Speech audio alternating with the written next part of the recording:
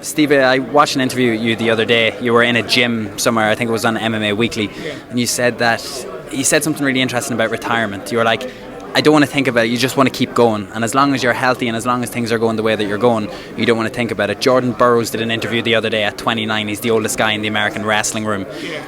Do you think that older athletes should consider retirement and should have a get out of jail plan, or is it just case by case basis? I think it's case by case. I mean, look at some guys, like some baseball players, like look at me, heard Ben play. You said baseball players, they don't start off well.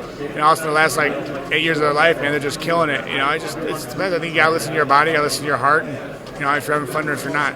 It just seems to me from the outside looking in that heavyweights seem to excel in their later years. It's not really something that you see them coming in as young as they are. So is that the sort of thing that you've been realising the last couple of years, that you've hit your peak in your prime maybe at a later stage than the lighter guys would? Yeah, I think so. I think heavyweights always the last thing to lose is their power. And I think and then you've been fighting for a while. You're a veteran. You can be a veteran. Used to going the distance and just using your sweat savviness, I guess. I think heavyweights have a little bit longer. When you're younger or you're smaller, you have to be a little bit younger because of speed and all that. But I think, like I said, you gotta listen to your body and make sure your heart's still in it and all that stuff.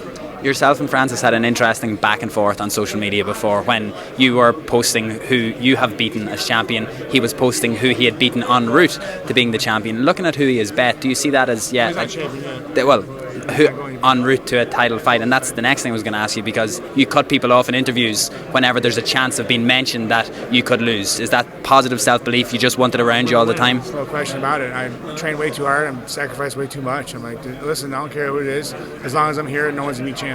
Okay, well, I suppose what I was going to say is, do you think the people that he has beaten warrants a title shot against you? Definitely, 100%. And he's done great. He's done really well. I already beat those guys though too. But unfortunately, I'm the champ right now, and unfortunately, he hasn't seen anything like me yet.